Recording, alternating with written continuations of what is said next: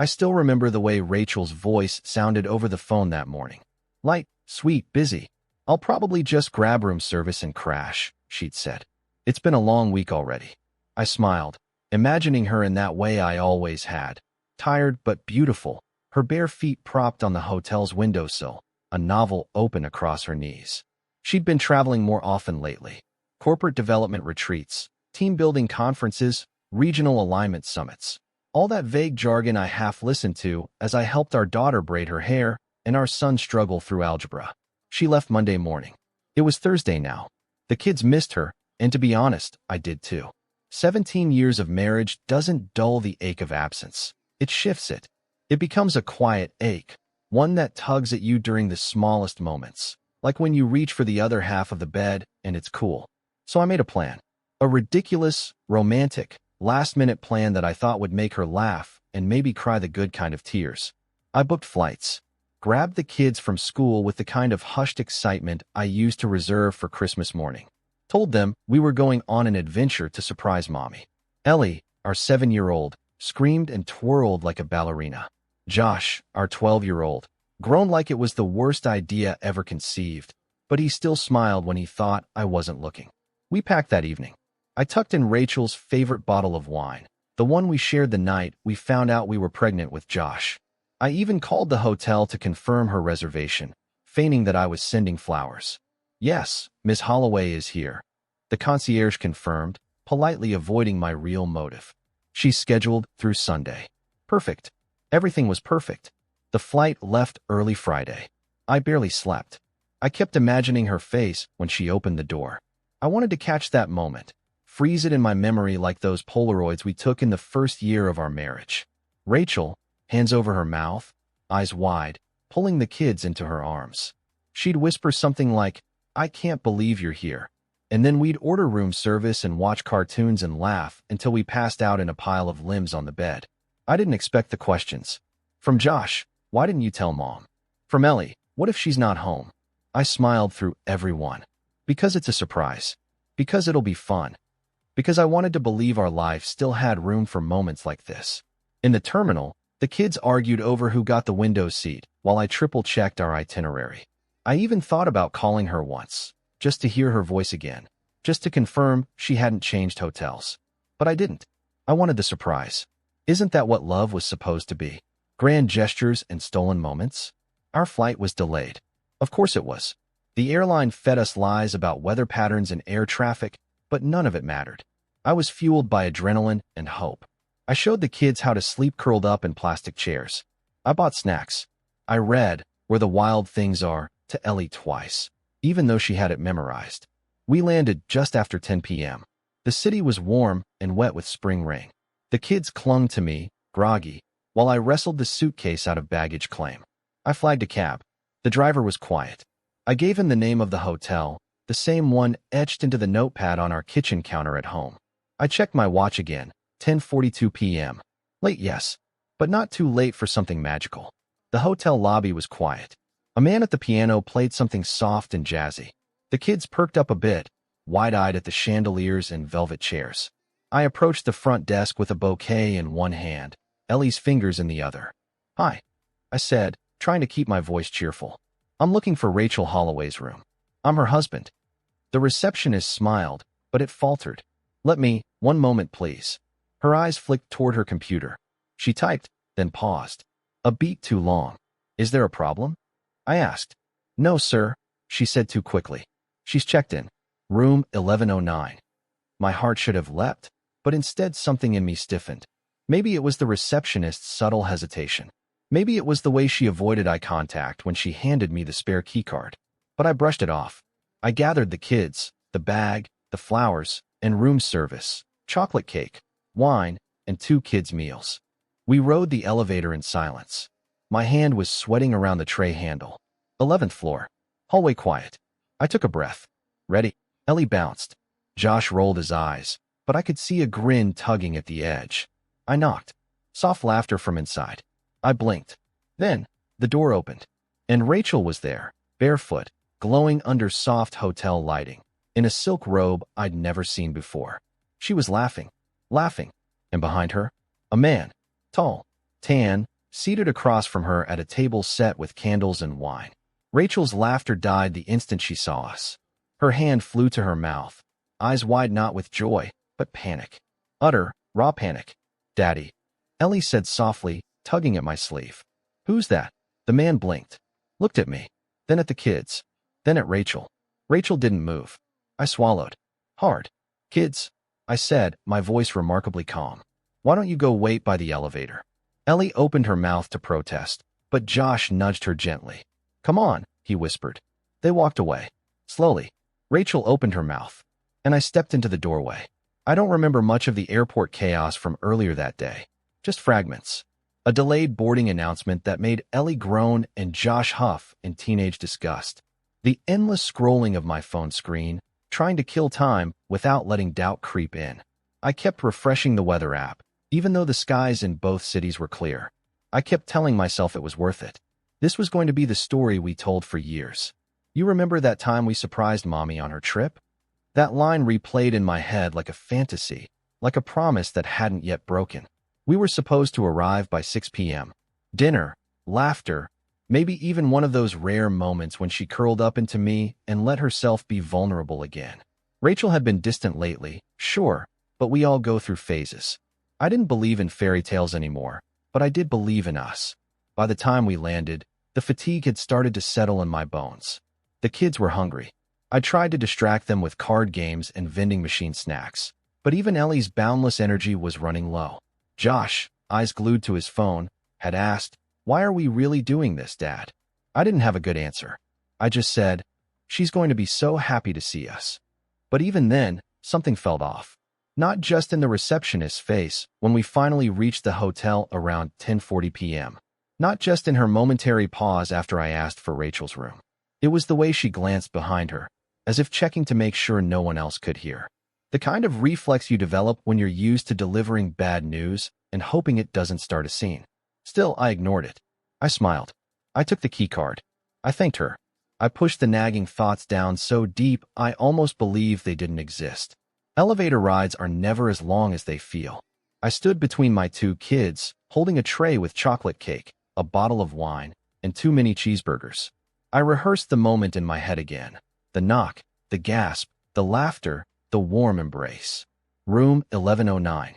The hallway was plush and eerily quiet, interrupted only by the soft hum of air vents and the distant ding of the elevator closing behind us. Are we going to yell surprise or just stand there? Ellie whispered. Let's knock first, I said with a smile, though I could already feel my heartbeat changing. It wasn't excitement anymore. It was that crawling itch of anxiety, like I was walking into an exam I forgot to study for. I knocked once. No answer. Then again, louder. There was movement behind the door. The rustling of fabric. A quick laugh. Then footsteps. Then everything shattered. I didn't expect Rachel to open the door in a silk robe. Or barefoot. Or with her hair loosely curled the way she never wore it at home anymore. Her smile was mid-laugh when the door swung open, and when she saw us. Me, Josh, Ellie, her face collapsed. Not with joy, but dread. Time slowed. And then the man behind her came into view. He was tall, probably my age or a few years younger. Clean-cut, expensive-looking. He was seated across a small round table, one hand still hovering over a wine glass. The table set with half-eaten risotto, flickering candles, and a bottle of Merlot with 2 glasses, not 3, not 4, 2. Ellie's voice broke the silence. Daddy, who's that? Rachel didn't answer. She looked like she couldn't breathe. Her mouth opened, but no words came out. The man stood abruptly, unsure if he should move forward or disappear into the walls. His eyes darted between Rachel and me, then landed on the kids. I couldn't look at him long. I focused on Rachel. Her robe, her hair, her bare legs, her mouth still glossed as if freshly kissed. I forced myself to keep my voice steady. Kids, I said, go wait by the elevator. Right now. Josh understood immediately. His face hardened into something I hadn't seen before, something beyond his years.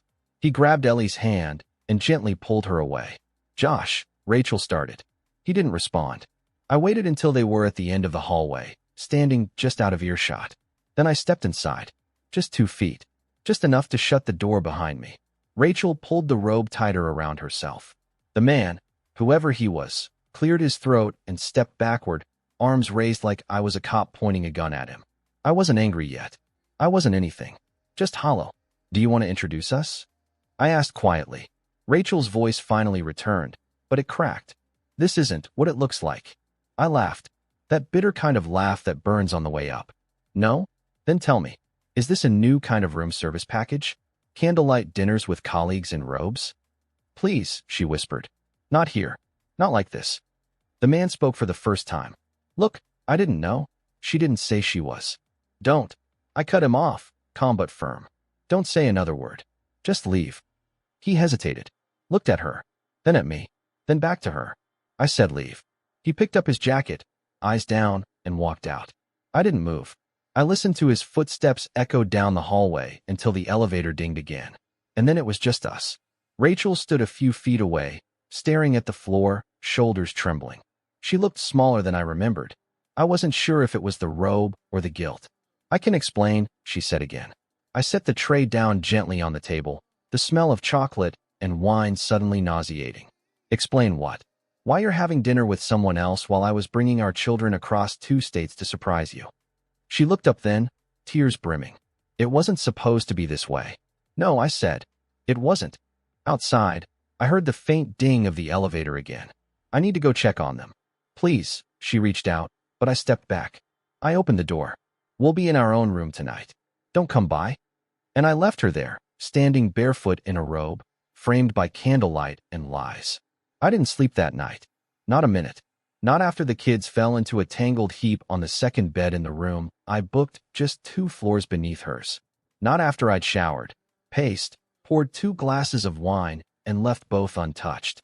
I sat by the window for hours, staring out at the glow of the city, a city I had once loved, now just a backdrop to the most hollow night of my life. I replayed the scene 1,000 times. The way her face fell, the robe, the wine glasses, the silkiness of her laugh, meant for someone else. And somehow, I kept returning to the flowers. The ones I brought. They were still in the hallway, forgotten. A dozen lilies, her favorite. The damn card inside read, "We missed you more than you know." I checked the time. 2:04 a.m. I hadn't said a word to the kids about what happened. Ellie had been too sleepy to process much after the long day. Josh, I wasn't so sure. He hadn't asked anything, but he hadn't looked at me either. Just curled up under the covers and turned toward the wall. I wanted to believe I'd misread it all, that the robe and the wine and the flicker in her eyes didn't mean what they so clearly did. But I knew better, because when she saw us, she froze. Not the kind of freeze that comes from surprise. The kind that comes from fear, from guilt, from being caught. That kind of freeze doesn't lie. I must have drifted off for a few minutes near dawn because I startled awake when Ellie crawled into my lap around 6. Her tiny fingers hooked under my arm, curling in like she used to when she was 3. Are we going back to Mommy's room? She asked. My chest tightened. Not today, sweetheart. She looked up at me, brows scrunching the way Rachel's used to when she was confused or upset. Why not? She's busy, I said gently. We're going to give her some space. Josh shuffled in the background, already dressed, already pretending not to listen. We went down to breakfast in the hotel lobby. I didn't eat.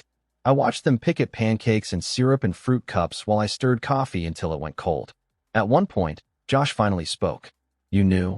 I looked up. What? You knew something was weird. That's why we came. No, I said. That's not why we came. He didn't believe me. And maybe he was right not to. Because deep down, I'd felt something off for weeks. I'd buried it. Covered it in work and responsibility and forced smiles. I thought the surprise would snap us out of whatever rut we were in. But it didn't. It only revealed what I didn't want to see. After breakfast, we went back to the room. The kids settled in to watch cartoons on low volume while I stood in the bathroom, gripping the edge of the sink until my knuckles whitened. My reflection looked like someone I didn't recognize, tired, drawn, humiliated. Then came the knock. Soft, hesitant. I opened the door slowly, and there she was. Rachel, hair down, dressed now in jeans and a sweater I remembered buying for her last Christmas. Her eyes were puffy, but her posture was steady, like she'd rehearsed. Can we talk? She asked. I didn't move aside. The kids, she added. They should hear something from me too. I still didn't speak. I'm not here to make excuses, she said. I exhaled, stepped aside, and let her in. Ellie beamed. Mommy. She dropped the remote and ran into her mother's arms. Rachel hugged her tightly, too tightly, as if trying to soak up innocence she didn't deserve. Josh didn't move from the bed. His eyes stayed on the screen, but his jaw was clenched. I'm sorry, she said after Ellie pulled away. To all of you. She turned to me. Can we have a minute? Just us? I nodded, gestured toward the hallway. She kissed Ellie's hair and followed me out. We stood in the narrow corridor between vending machines and an ice dispenser humming somewhere behind us. She didn't speak for a while.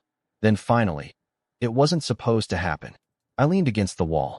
You mean we weren't supposed to catch you? No, she said, wincing. I mean, none of it was planned. We had dinner after the presentation. It was just drinks. Then the second night. Was it just drinks last night? I cut in. Her face went still. I didn't need an answer. Who is he? Ethan. From work. He's in consulting. How long? She swallowed. A few months. Maybe 4. I shook my head slowly. I never meant for it to get serious, she said quickly. It was just, I don't know. He listened. He noticed things. I felt seen. You mean I didn't see you? No, she said too fast. That's not what I meant. But it was. Her eyes brimmed, and she tried to close the space between us. I stepped back. Don't, I said. Not now. She looked down. I booked this trip so we could surprise you, I said. To give you something real. You gave us lies. I didn't know how to stop, she whispered. And part of me didn't want to. Those words stung deeper than any excuse could have. Are you in love with him? Her answer came too slowly. I don't know. I stared at her like I was seeing her for the first time in years. You lied to our children. To me. And you let us stand in that hallway and see you like that. She flinched. I didn't expect you. That's exactly the problem. I turned and walked back to the room. She didn't follow. When I walked back into the room, Ellie was already back on the bed, half wrapped in the blankets, watching some cartoon that was too loud for how small the screen was. Josh hadn't moved. He was sitting on the other bed, still in his hoodie, knees bouncing, fingers clenched around his phone like it was the only thing tethering him to the moment. Rachel was still in the hallway. I hadn't slammed the door, hadn't raised my voice, but I had closed it, and I hadn't locked it. I thought about it. My hand hovered over the latch for just a second. Then I walked past it and sat at the edge of the bed, watching my son's reflection in the dark TV screen. He didn't look at me. Hey, I said softly. You doing okay? He shrugged, the most practiced teenage response in existence. She's your mom, I added, trying to fill the void. I know this is weird. Josh stared ahead. Is she coming back? I exhaled. Probably not tonight. Ellie turned around. Why was Mommy crying? I looked at her, so small, so trusting. 7 years old, with her mother's hair and her father's complete inability to lie convincingly. She's just tired, I said. She had a long day. Ellie tilted her head. Who was that man in her room? That question hit harder than any slap could have. Josh looked over, finally. Just a friend from work, I said after a pause. They were having dinner. She doesn't eat in robes with people from work, Josh said, flat. My stomach twisted. Can we not do this now? I asked. Josh stood up. I'm just saying. I know what you're saying, I cut in. And I get it. But right now, I need you to be a kid, not an investigator. He scoffed. Too late for that. He went into the bathroom and shut the door harder than he needed to. Ellie looked confused. I smiled at her. Weak, tired, but enough to keep the illusion alive a little longer. Come here, baby. She crawled across the bed and leaned into me, her cheek pressed against my chest. I liked surprising Mommy, she mumbled. I closed my eyes. Yeah, I whispered. Me too. The day passed in slow motion. We went to the zoo because it was the only place open that didn't feel like a lie. Ellie squealed at the flamingos. Josh kept his headphones in most of the time, but he followed behind us. I bought them both ice cream and snapped a photo of them in front of the giraffe enclosure. Ellie smiled wide. Josh didn't. At lunch, I got a message. From Rachel. Can we talk tonight? Just you and me. I stared at it for a long time before responding. Not in front of them. I know. I didn't reply after that. When we returned to the hotel in the evening, the lobby was quiet again. The same receptionist was on duty. She didn't make eye contact this time. I wondered if she knew. If she'd seen Rachel with Ethan before. If she'd smiled and handed over keycards and pretended everything was normal. The elevator was empty. Ellie leaned against me, her feet dragging. Josh stayed on his phone, but he watched the numbers climb. Back in the room, I gave them both showers and turned down the beds. Ellie crashed quickly. Josh was still awake when I dimmed the lights. I sat beside him. You okay? I asked again. He didn't answer right away. Then, was she cheating? My chest seized up. I stared at the shadows on the carpet, then nodded once. Yeah. Josh turned his head away. I thought so. She didn't tell me. I didn't know for sure until last night. He nodded. It makes sense. What does? She started acting different, he said. Stopped asking about my games. Was always on her phone. Didn't even look at my report card. I blinked. You got straight A's. Yeah, he said bitterly. You were the only one who noticed. I felt something inside me crack. I'm sorry. He shrugged. Not your fault. He rolled over, pulled the blanket up, and went quiet. I stayed up again. I couldn't sleep. Not while she was somewhere 2 floors above us. Not while the memory of her laughing, still played in my head like a cruel loop. Around midnight, my phone buzzed again. Rachel. I'm in the lobby. I stared at the message, then glanced back at the kids, both finally asleep. I got up quietly and slipped on my shoes. I didn't even bother fixing my hair or changing shirts. I was exhausted. What was there to present anymore? The lobby was nearly empty. Rachel was sitting in a corner chair near the fireplace, legs crossed, nursing a glass of red wine. She looked up as I approached, her expression unreadable. I didn't sit. I don't have long, I said. She nodded. I figured. There was a long silence. Then she said, I'm sorry. About everything. About how you found out. That's what you're sorry for. I asked. How I found out. She winced. I mean, I'm sorry for what happened. I didn't expect. You didn't expect me to show up. With the kids. With a fucking tray of chocolate cake. Please don't curse. Don't tell me how to grieve, Rachel. She set her glass down. It wasn't just sex, she said quietly. I flinched. And somehow that makes it better? No. I'm just being honest. It started with loneliness. Talking. Then things changed. Did you ever plan to stop? She looked at me like she wanted to lie. Then shook her head. No. I nodded. Thank you for finally being honest. I didn't want to hurt you, she said, tears in her voice now. I smiled, empty and bitter. You didn't want to get caught. She wiped her eyes. What happens now? I straightened. Now? You go back upstairs. I go back to our kids. And I decide if I ever want to look at you again. Rachel stood slowly. I still love you. I laughed under my breath. No, Rachel. You don't. You love the idea of me. You love the safety. But you don't cheat on someone you love. She reached for my arm. I stepped back. Go, I said. She hesitated. Go. And she did. The elevator doors closed behind her, and I didn't watch. I just stood there, alone in a hotel lobby filled with artificial light and broken illusions. The next morning, Rachel was gone from the hotel. I knew because I called the front desk under the guise of asking for a delivery. The new receptionist, young, too cheerful, checked the system and chirped, Sorry, sir. No guest by that name is currently checked in. So she ran. I don't know why that surprised me. Maybe some desperate part of me still thought she'd try to fix it, try to stay, and explain. But that was the thing about betrayal. It exposes not just someone's actions, but the cowardice behind them. Rachel always hated confrontation. She once ghosted a job interview because she couldn't stomach telling them she wasn't interested anymore. Now, she'd ghosted her family because she couldn't handle the aftermath of her own choices. I stared out the window of our 11th floor room, watching the city stir awake. The hotel across the street had a rooftop pool, and someone was already doing laps, steady and methodical, back and forth like nothing else in the world existed. I envied that rhythm. Josh was still asleep.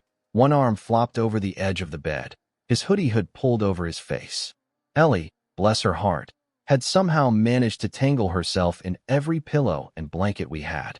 She was curled up in a warm chaos of cotton, breathing slowly, her stuffed rabbit tucked under her chin. It felt too quiet, too calm, like a breath held before the storm that hadn't quite arrived. I sat on the edge of my bed and opened my phone. Rachel hadn't texted again. I didn't expect her to, but I did what I hadn't let myself do the past few days. I opened her social media accounts. They were still public. Her last post was a photo from the business conference, smiling with 3 other colleagues under a branded banner. I zoomed in. There he was. Ethan, the man from the room. He stood off to the side, laughing, holding a plastic wine cup. A name tag hung from a lanyard around his neck. Ethan Lockhart, Strategic Growth Team. I tapped his profile. His bio was exactly what I expected. Motivational quotes, gym selfies, work event photos with two perfect smiles. But it wasn't his post that caught my attention. It was hers. Rachel had liked nearly every photo of his over the last 3 months.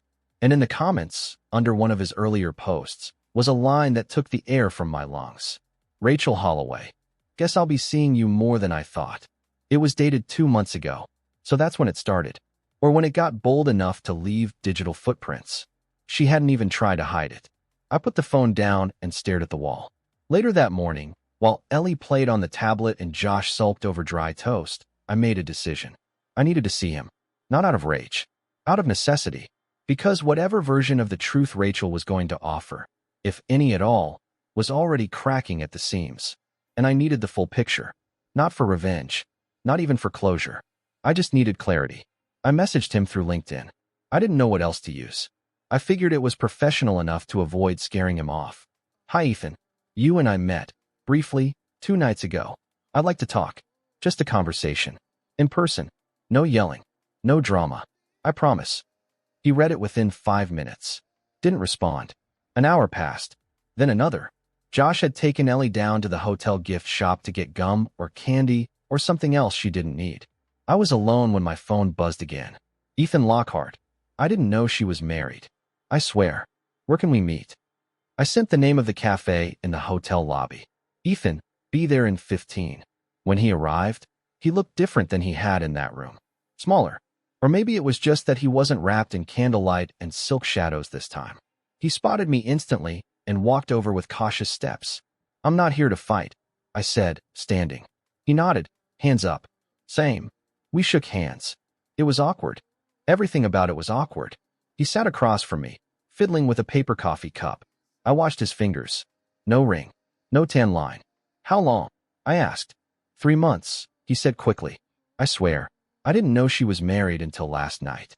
4 nights ago. Right? He corrected, eyes flicking down. 4. She told me she was divorced. I inhaled slowly. And you believed her? He winced. It's not like I grilled her. We were just co-workers for a while. Then we started talking more. One thing led to another. I didn't see a ring. I didn't ask questions. And she never told you she had kids? Not until recently.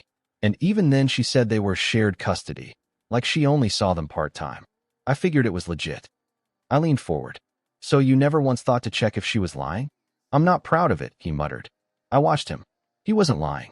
He looked like a man who'd just realized he'd stepped into a landmine field wearing clown shoes. She said our marriage was dead. I told him. Said we were basically roommates. He nodded. Yeah, that's what she told me. I rubbed a hand down my face. You slept with her? He blinked, startled. I mean, yeah. Multiple times? He hesitated. Yes. I sat back. The air between us thickened. I know this sucks, he said. But I never meant to be a part of this. I believed him. And I hated that I did. Can I ask you something? He said. I raised an eyebrow. What are you going to do? I stared at him. And then I smiled. I'm going to take my kids home. He nodded slowly. And her? That's not your concern anymore. He looked down. I stood up. Thanks for meeting me. Yeah, he said. Good luck. As I walked back toward the elevator, I felt something shift inside me. Not rage, not despair. Just something firm. Anchored. The pieces had fallen into place. And for the first time in days, I wasn't lost in the dark. The hotel room felt smaller that night. It wasn't. Same walls. Same stiff armchairs. Same forgettable artwork of a coastal skyline that could have been anywhere. But everything had changed. The air felt thicker. The space heavier. My thoughts louder. Rachel didn't try to see us again. No calls. No messages. Just silence. And in that silence, something inside me began to settle. Not like peace. More like a thick layer of ash after a wildfire. Quiet, but burned through. Josh sat near the window, earbuds in, hoodie up, staring into whatever teenage distraction the world offered him. I didn't bother asking what he was watching. He didn't offer. That was our arrangement now. Temporary detachment, a ceasefire born of mutual bruising. Ellie, on the other hand, was starting to crack. Is Mommy mad at us? She asked as I tucked her in. No, baby, I said, brushing hair back from her forehead. Then why didn't she come back today? I took a breath. Sometimes grown-ups go through hard things. And sometimes they need space to think. Did she do something bad? That one cut deeper than I wanted it to. I didn't want her to learn about betrayal yet. Not this way. Not through her own mother. No, I said. She just made a mistake. Ellie blinked. Like when I spilled juice on your laptop? I gave her a soft smile. Yeah, sort of like that. She seemed satisfied. Kids are resilient like that. Their world hasn't yet been complicated by shades of gray. Things are simple. Spills happen. Things break. Parents make it better. I kissed her on the forehead, turned off the lamp, and sat back in the other bed. I stared at the ceiling fan and listened to the subtle hum of the air conditioner trying too hard. I'd booked this trip to bring us closer. And now I couldn't wait to get out of this city. The hotel walls felt like they were whispering secrets I didn't want to hear anymore. I thought of Ethan's face from earlier that day, the embarrassment, the confusion, the half-hearted apologies. I believed him. That was the worst part. He hadn't known. He wasn't the architect of this. Rachel was. She lied to him. She lied to me. She lied to our children. And for what? For attention? For some artificial thrill? I remembered the way her eyes darted around the hallway when we stood outside her room. How she looked like a thief caught mid-heist. Not sorry. Just stunned that the alarm had gone off. I used to know her tells. The way her brow would twitch when she was keeping something in. The way she bit her bottom lip when she was nervous. I knew her handwriting, her perfume, the way she hummed under her breath while brushing her teeth. We built a life out of all that intimacy. And somehow, she managed to carve out a secret within it. I sat up and grabbed my phone. Nothing from her. No missed calls. No unread texts. I opened my camera roll. Scrolled back.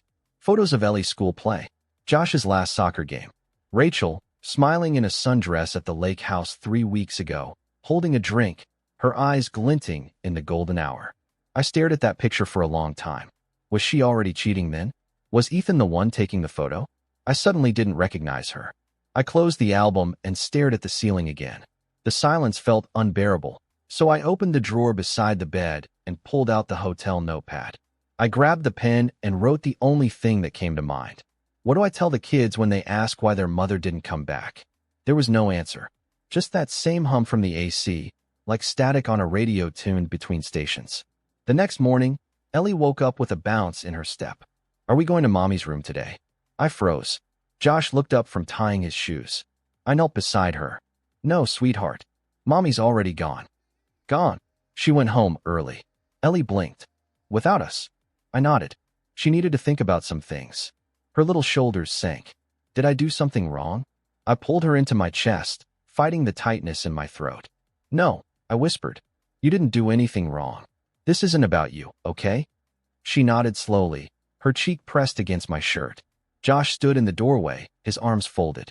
He didn't say anything, but I saw it in his face. He didn't believe the gentle version. He knew. We had one more night left on the reservation, but I couldn't stay. I called the front desk, arranged for early checkout, and rebooked our flights for the afternoon. I didn't want to give her the chance to come back. I didn't want to answer another knock, or see her name flash across the screen. I didn't want more apologies wrapped in confusion. I just wanted out. We packed in silence. Ellie hummed while folding her clothes. Josh threw his hoodie over his head again, earbuds in. As I zipped up the suitcase, I found the flowers I'd bought. Still sitting in the corner, wilted, forgotten. The petals were curled now, the stems browning at the edges. I picked them up, carried them to the trash, and dropped them in without a second thought. We left the room just before noon. Josh pulled the suitcase. Ellie skipped ahead, her stuffed rabbit bouncing from her backpack. At the elevator, a young couple got on with us, holding hands, laughing about something I couldn't hear. They looked newly married. The woman was still wearing that kind of makeup you put on when you care what your husband thinks. He kissed her temple as we descended. I envied their ignorance. Outside, the sun was shining. The city looked fresh again, as if it hadn't watched a family unravel inside one of its towers. We took a cab to the airport. I stared out the window the whole ride. Ellie leaned against me and fell asleep. Josh scrolled through his phone.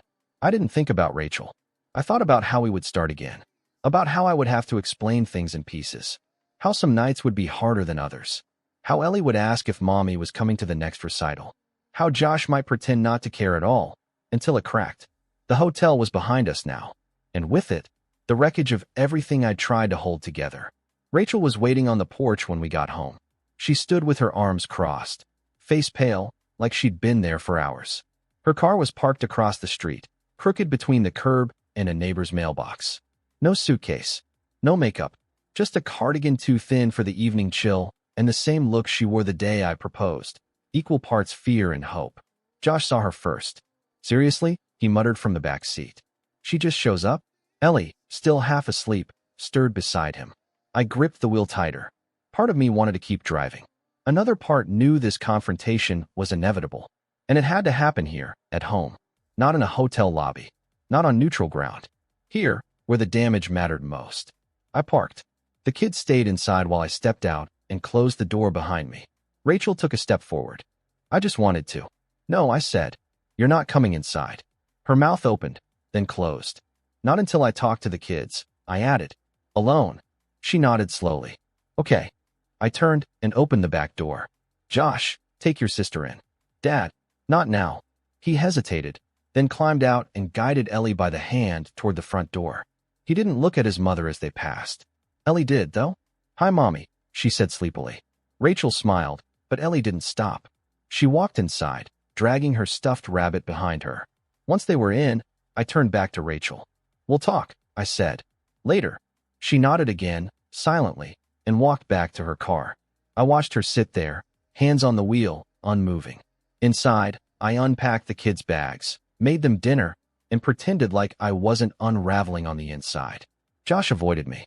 Ellie kept asking when Mommy was coming in. I told her Rachel had to go home first, but would be visiting soon. It was the cleanest lie I could manage. It tasted like sand in my mouth. Later that night, after the kids were asleep, I sent her a text. Now. She was at the door within minutes. I opened it and walked straight into the kitchen.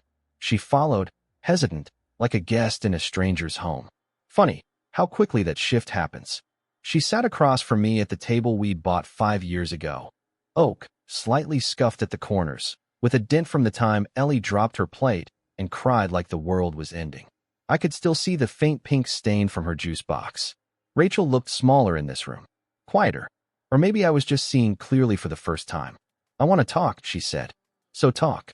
She inhaled, wringing her hands. I didn't plan any of this. That's not comforting. She nodded. I know. There was a long silence. Then she began. It started as harmless. Ethan and I worked on a few projects. He was funny, smart. He asked about things you used to ask about, how I was sleeping, what I was reading. I didn't expect anything from it. But then it started to feel exciting, like I mattered again. You don't think you matter here? Her voice caught. I don't know. I didn't feel it. I laughed bitterly. Because I was working, paying bills, driving the kids, fixing the goddamn garbage disposal. That's not fair, isn't it? I leaned forward. You know how many times I've felt invisible in this house? You think I didn't notice when you stopped touching me? When you turned your phone face down at dinner? When the bedtime stories became just me and Ellie? I was drowning, she whispered. And you decided the best way out was to fuck your coworker? Her face twisted in shame, but she didn't deny it. I never meant to hurt you, she said. That's the thing about cheating, I replied. It's never about meaning to hurt someone. It's just about choosing yourself. Every time. Quietly. Repeatedly. Until the hurt is inevitable. She blinked back tears. I asked him, I said, What? Ethan? I met with him. Her eyes widened. He said you told him you were divorced. I didn't. I cut her off. He said you never mentioned the kids until weeks in. She looked down. So was any of it true? I asked. Or were you just playing house, while telling yourself the real one didn't count anymore? Rachel didn't speak. I let the silence fill the room. Let it wrap around her like the consequences she clearly never expected to face. When she finally looked up, her face was streaked with tears. I still love you, she said. No, you don't, I replied. You love the life I built for you. You love the comfort, the routine. You don't love me. If you did, you wouldn't have needed someone else to feel seen. That's not fair. Neither was your affair. Her eyes hardened, just for a second. I'm not the only one who drifted. No, I said, but I'm the only one who stayed. She went quiet again. I don't know what happens now, she said. I do, I said. You go? You give me time. You let me talk to the kids when I'm ready. You don't come back unless I say. Her voice cracked. And what about us? I stood slowly. Right now, there is no us. There's just the wreckage. I walked her to the door. She paused before stepping out. I'm sorry, she whispered. I know, I said, and closed it behind her. I didn't watch her walk to the car. I didn't wait for her to drive away. I went upstairs and checked on the kids. Ellie was curled into a ball, her rabbit clutched tight. Josh was on his phone, eyes red, pretending not to cry. I sat beside him. You were right, I said. He looked at me. She lied. She hurt us. But we'll be okay. He didn't respond. But he leaned against me, just a little. And that was enough for now. The following days passed in a strange limbo. Rachel didn't call again. Not after that last night. She didn't come by either. And I didn't reach out. Not because I wanted her to suffer, but because I couldn't take another word she might twist into pity, or worse, justification. Instead, I focused on what I could control, the kids. Josh didn't speak much the first couple days. He buried himself in video games and homework and his usual teenage shields, like sarcasm and headphones. Ellie, on the other hand, was full of questions. Did mommy go on another trip? When is she coming to dinner again? Can I call her and say goodnight? I answered the best I could, but I never lied. I told her mommy needed time, that she still loved her, that none of this was Ellie's fault. I repeated it often, as gently and as firmly as I could. By Friday, I needed air. I needed to get out of the house, away from the walls that had watched my marriage dissolve. So I packed the kids into the car and told them we were going to the zoo. The zoo, Josh said, eyebrow raised. Like actual animals? I glanced in the rearview mirror. I figure a little distraction won't kill us. Unless a lion escapes, he muttered. Ellie clapped her hands. Yay, I want to see the flamingos again. The drive was long enough to calm me, short enough that it didn't feel like an escape plan. I needed that balance. I didn't want to run. I wanted to move forward, inch by painful inch. The zoo wasn't crowded, which helped. The kids walked ahead of me, Ellie practically skipping, Josh trailing behind with his hands in his pockets like he wasn't enjoying himself, even though I caught him smiling when she tried to impersonate a monkey. I stood back, letting them lead, watching, and somewhere between the giraffes and the sloth enclosure, something clicked inside me. They were okay. Not perfect. Not untouched by what had happened. But okay. Ellie still laughed freely. Josh still rolled his eyes at dad jokes. Life, in its stubborn way, was pushing forward, whether I was ready or not. We sat near the ice cream stand on a sun-warmed bench. Ellie devoured a swirl cone, chocolate smearing her cheek. Josh had a vanilla one and pretended not to like it, even though he ate every bite. You're quiet, I said, nudging him. Josh shrugged. Just tired. From what? I asked. Looking at animals, or carrying the weight of our family on your shoulders? He snorted, and for a second, I saw the little boy in him again. I know you're angry, I said. You can say it. I'm not angry, he replied after a pause. I'm disappointed. That hurt more than I expected. Yeah, me too. Are you going to get back together? I didn't answer right away. Josh looked over at me. Because if you do, I just want you to think about what that means for us too. I nodded slowly. I am. We didn't speak again until the drive home. Rachel texted that evening. How are the kids? Do they ask about me? I miss them. I read the messages in the kitchen, leaning against the counter. I didn't reply. She wanted connection. I understood that. But connection wasn't trust.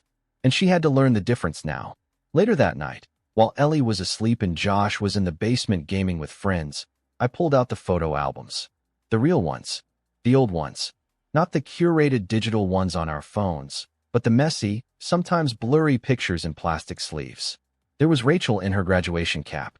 Rachel in the hospital bed holding Josh for the first time, hair sweaty, smile exhausted and real. Rachel with Ellie, playing in the snow, arms wide as she fell backward into a snow angel. Birthday cakes. Anniversaries. Silly vacations. I flipped through the pages slowly. I didn't cry. Not because it didn't hurt, but because I'd run out of that kind of grief. I was mourning something that didn't exist anymore. Not her, but the version of us I thought was unshakable. I picked up my phone and finally wrote back. They're doing well. Ellie misses you. Josh is processing. I'll let you know when the time is right for a call. Her reply came quickly. Thank you. That means a lot. I'm trying, you know. I'm seeing someone. A therapist. I want to fix this. I didn't reply, because that message wasn't for me. That message was for her. The next morning, I made pancakes. Burned the first batch. Josh made fun of me. Ellie asked to stir the batter and ended up with flour on her nose. I took a photo of them laughing, and I didn't feel the need to send it to Rachel. Later that day, I sat in the backyard while Ellie played with sidewalk chalk and Josh kicked a soccer ball against the fence. The sky was clear, warm breeze, the smell of cut grass. Simple things, but I noticed them now in a way I hadn't before. Not because I was healed, not because I was strong, but because I was grounded. Everything I needed was here, not in the silence of a hotel hallway, not in the eyes of a man who hadn't known he was part of an affair, not in Rachel's remorseful texts. Here, in these two kids, in pancakes, in chalk-stained driveways, in slow afternoons and hard lessons. I didn't know what would happen next, but I knew one thing for certain. They deserved better, and I was going to give it to them, even if it killed me. I wasn't planning to see Ethan again. After our first meeting, I thought I'd gotten everything I needed: truth, clarity, closure. But something kept gnawing at me, a thread that hadn't been pulled. A question I didn't even know how to form until it burned hot enough to force me out of the house. I texted him, "We need to talk. One more time." He replied within minutes. "You sure?" "Yeah. Face to face." We agreed on a small park halfway between his office and mine. Public enough to stay civil, quiet enough to get to the marrow of it. It was a gray afternoon, the kind where the clouds never quite commit to rain but hang heavy above you like unspoken things. He was already there when I arrived, sitting on a bench near the duck pond, dressed down this time. No blazer, no polished shoes. Just jeans and a hoodie, like a guy trying not to be noticed. I sat down beside him without a word. We stared at the pond for a while. Finally, I said, "Did you love her?" He didn't pretend not to know who I meant. "No," he answered, "but I think I could have." I nodded slowly. "Appreciate the honesty." He sighed. "She made me feel needed. Wanted. I didn't have that for a long time." "And you didn't stop to ask why?" He glanced at me. "I didn't think I was breaking up a family." "You weren't. She did that all on her own." He nodded, hands folded in his lap. "I wasn't trying to replace anyone." "I know," I said, "but you did take something that wasn't yours, even if she offered it." He didn't respond. He just sat there, face tight, like a man balancing shame and defensiveness and trying not to fall off either edge. "I keep thinking about what she said when I found her." I continued. "It's not what it looks like. And I've realized that's what people say when they know exactly what it looks like." He chuckled bitterly. "She said the same thing to me. That night. After you left." I turned to him. "She talked to you after?" He nodded. "Texted me. Asked if I was okay." I didn't answer at first. But the next day, she called. Said it was over. That you'd come back with the kids, and everything changed. So I was the surprise that ruined her fantasy. He didn't deny it. I shook my head. "You know, for years, I thought I was the one who'd eventually mess it all up. I worked too much. Missed recitals. Forgot birthdays. I thought if the cracks ever came, it'd be from me not showing up enough." "You did show up," he said. "She told me that. Said you were a great dad. That you were the one holding the house together." I blinked. "She said you were a good man," he added, almost like a confession. I stared at the pond. "That's what hurts," I whispered. "I was." He didn't say anything. "I don't hate you," I finally said. "I want to. God, it'd be easier if I did. But I don't. I just pity you." He looked over, surprised. "You got a version of her I never did," I said. "The romantic, unburdened version. You got candlelit dinners and silk robes. I got the woman who cried when Ellie broke her arm, who screamed at me when I forgot to pick up milk, who sat with me in silence when my dad died." "I don't think I ever knew her," he admitted. "No," I said. "You didn't." We sat in silence for a while. Ducks floated past, indifferent to the mess of two men trying to untangle the same woman from different ends. "She's still texting me," he said, like it hurt to admit. I turned my head slowly. "She wants to talk. Says she needs closure. That maybe we can be friends." "And what do you want?" He shrugged. "I don't know. I told her I need space. That I'm sorry. That I never should have crossed that line." I watched him closely. "Are you done?" "With her?" "Yeah." He hesitated. "Yeah, I am." I stood up, brushed my hands off, looked down at him. "Then leave her alone. Don't respond. Don't answer. Let her face this." He nodded. "I will. I'm not saying this so I can feel superior," I added. "I'm saying it because if you actually give a damn, even a little, you'll stop being the mirror she wants to see herself in." He looked away, jaw tight. But he didn't argue. I turned to leave, then paused. She told me she felt seen by you, I said. But it turns out she just needed someone to help her disappear. He didn't look back. I walked away. The drive home was quiet. My hands trembled on the steering wheel. Not with rage, but with something heavier. Finality. When I got home, Ellie was drawing in the living room. Josh was in the kitchen, pouring cereal into a mixing bowl like it was dinner. I stood in the doorway and watched them. These kids. My kids. Hey, Josh said. You okay? Yeah, I said. I think I am. He nodded. Cool. And that was it. That was all I needed. Later that night, Rachel texted again. Can we talk one more time? I didn't respond. I didn't delete it, either. I just let it sit there. Unread. Unanswered. Just like the part of my heart I was learning to protect again. It was still dark when I started packing. The kind of dark that's not quite night, but doesn't yet feel like morning either. The house was silent except for the distant hum of the refrigerator and the occasional creak of the floorboards under my feet. I moved through the house like a ghost, folding the kids' clothes, grabbing toothbrushes, chargers, snacks for the flight. I didn't want to wake them until the last possible moment. I wanted one more hour where everything was still contained, where none of this had to be spoken out loud again. The decision had already been made. We were leaving, and Rachel wasn't coming with us. Her latest text still sat unopened on my phone. Can we meet before you go? There was a time when I would have said yes, even after everything. Out of habit, out of hope, out of weakness masquerading as grace. But not anymore. I wasn't angry. I wasn't vindictive. I was just done. By 5:30 a.m., I nudged Josh awake. He blinked up at me, groggy but alert enough to recognize something was different. Is it time? He asked, voice hoarse. I nodded. We're catching the first flight. He sat up without question. Ellie was harder. I had to lift her gently from her bed, whispering, We're going home, sweetheart. Is Mommy coming? She mumbled, rubbing her eyes. I kissed her forehead. Not this time. She didn't ask why. The drive to the airport was quiet. Josh stared out the window, earbuds in. Ellie clutched her stuffed rabbit, half awake, head on my shoulder. I kept my hands on the wheel, eyes on the road, heart locked in place. The sky was just beginning to lighten, the first hint of gold on the horizon. I remembered how many times Rachel and I had made that same drive in the past. Family vacations, holiday trips, even just airport drop-offs. Always together. This time, the absence rode shotgun. We arrived early, too early, but I didn't care. I wanted out. Out of the city. Out of the narrative she tried to rewrite. Out of the weight of pretending to be a family that still had a chance. At the gate, the kids munched on muffins and juice.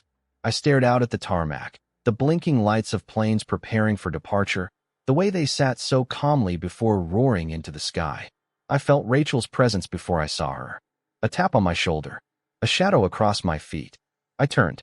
She stood there, dressed in jeans and a sweater, no makeup, eyes bloodshot but alert.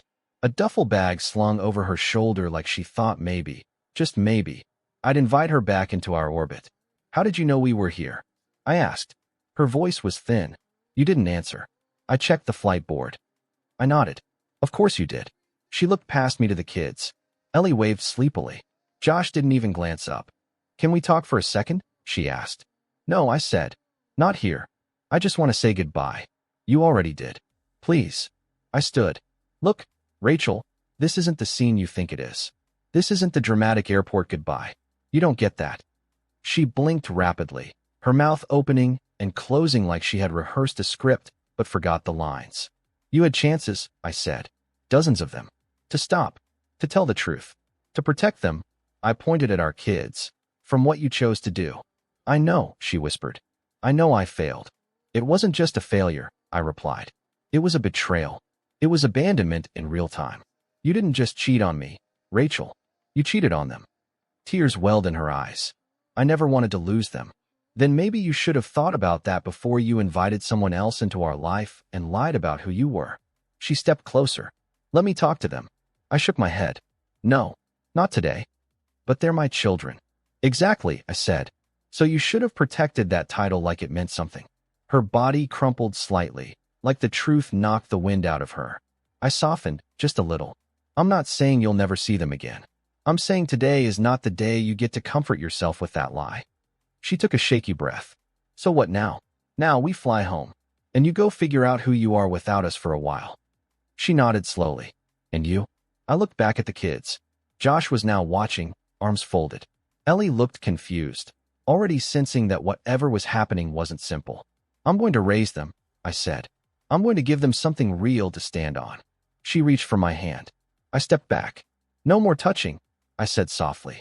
No more pretending. Our flight was called. Group B. I gathered the bags, turned back one last time. Rachel stood alone, frozen. Ellie tugged my sleeve. Is Mommy coming? I crouched beside her and smiled. Not this time, I said. She nodded slowly and took my hand. We boarded the plane, row 17. Window, middle aisle. Josh took the window. Ellie sat between us, already buckling in, asking if there'd be snacks. As the plane began to taxi, I looked out the window. Rachel was still standing there beyond the glass, shrinking behind layers of airport architecture, watching as we pulled away. And then she disappeared. We lifted off into the morning light. And I didn't look back. I never imagined I'd be starting over at 38 with 2 kids and a mortgage, but that's exactly what it felt like. A reset. A blank page I never asked for, but had no choice but to write on. The house felt different without her. Not quieter, just different. The kind of difference that lives in the corners. The missing shoes by the door. The extra cup that never gets used. The shelf in the shower with half-empty conditioner bottles I didn't know she used, but somehow couldn't throw away yet. At first, I waited for the pain to hit harder. I kept expecting the big collapse, the sobbing, the shouting, the cursing the sky. But it never came. I think it's because the breaking happened long before I caught her in that hotel room. This wasn't a sudden storm. It was wrought, quiet and slow and patient. It had already eaten through everything. I just hadn't noticed until the roof caved in. For the first few weeks, Rachel stayed away. True to my request, she didn't call, didn't text, didn't knock on the door late at night hoping for an exception. I was thankful for that. Josh, for all his sarcasm and eye rolls, had started opening up. He talked more, mostly about school and his friends, but sometimes about her. She used to pick me up early from practice. He said once while we were tossing a football in the yard. Said it was so we could spend more time together. But now I think it was just to make sure she was alone before dinner. I caught the ball and let the silence answer for me. He wasn't looking for comfort. He was looking for confirmation that he wasn't crazy for seeing things in reverse now. Ellie still asked about her. Less frequently now, but always in that soft voice, like if she spoke too loud, the question might disappear. Does Mommy still love me? That one destroyed me. I knelt beside her and looked her in the eyes. Of course she does. Then why isn't she here? She made a mistake, I told her honestly. A really big one. One that hurt all of us. But people make mistakes. They do. And sometimes, we can forgive them. But sometimes, we have to protect ourselves too. Especially when we're hurting. She thought about that. Then nodded, solemn and small, like a child much older than her years. I got a therapist. For myself. For the kids. I didn't want to carry this weight into the rest of my life. And I damn sure didn't want to pass it on to them like some cursed inheritance. In therapy, I said things I never thought I'd say. I still love her, but I don't trust her. I'm scared I'll never love anyone again because I'll always be waiting for the lie. I wish I'd paid more attention, but I also know that if I had, it wouldn't have changed what she wanted. There's something freeing about speaking truth out loud. It gives shape to the wounds. And once something has shape, it can heal. Rachel called one day. I didn't answer. She left a voicemail. I'm not asking to come back. I wanted to say thank you. For taking care of them. For keeping things stable when I was the one who blew it all up. I'm getting better. I'm in therapy. I know that doesn't fix anything, but I'm trying. If you ever feel ready to talk, I'll be here. I listened to it once, then deleted it. Not out of spite, just because it wasn't meant for who I was anymore. I took the kids on a weekend trip to the lake. Same place we'd gone the year before with her. Same cabin, same dock, but it didn't feel haunted. Josh helped Ellie collect smooth stones by the water's edge. I grilled hot dogs and let the smoke fill the silence. That night, we sat around a small fire pit. Ellie roasted marshmallows until they burned. Josh actually laughed. Next time, I told them, we'll bring bikes. Ellie beamed. And Esmores. Obviously, I said, bumping her shoulder. Josh leaned back, looking up at the stars. It's not so bad, you know, he said. What's not? This. Just us. I didn't say anything. I just smiled. Back at home, Life didn't go back to normal. It created a new one. Mornings were still rushed. Homework was still a battle. But I learned to cook better, to fold laundry more efficiently, to laugh at the mess instead of letting it bury me. Some nights, I sat on the porch after the kids were in bed and stared at the sky. I thought about the version of me that walked into that hotel hallway, bouquet in hand, heart full of hope. I mourned him, but I didn't want to be him again. He was soft in the wrong places, trusting in ways that invited damage. He'd waited too long to ask the hard questions, had mistaken routine for love. I was different now, not colder, just clearer. I knew my worth. One Saturday, I found Ellie drawing at the dining table. She handed me a picture. It was of the three of us, me, Josh, and her, holding hands. A big yellow sun above, a heart next to our heads. "What's this?" I asked, crouching beside her. "Our family," she said. "No, Mommy." I asked gently. She thought about it. "She's not in this one, but I'll draw her in the next one, just not inside the heart." It took everything in me not to cry. Later that night, I tucked her in and sat on Josh's bed while he scrolled on his phone. "You okay?" I asked. He nodded. "Yeah, I think so." "You want to talk about anything?" He looked up. "You know you did good." "With what?" "With all this," he said. "You didn't fall apart." I smiled. "Not on the outside." "Still," he said. "We're okay." "Yeah," I said. "We are." I turned off the light and stepped into the hallway.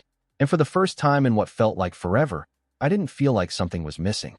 I felt whole. She broke something in me when she cheated. But she didn't destroy me. And I realized, her lies landed first, hard and fast like a crash. But they won't land again. Not on me. Not on my kids. Not on the life we're building now. Honest, imperfect, but ours.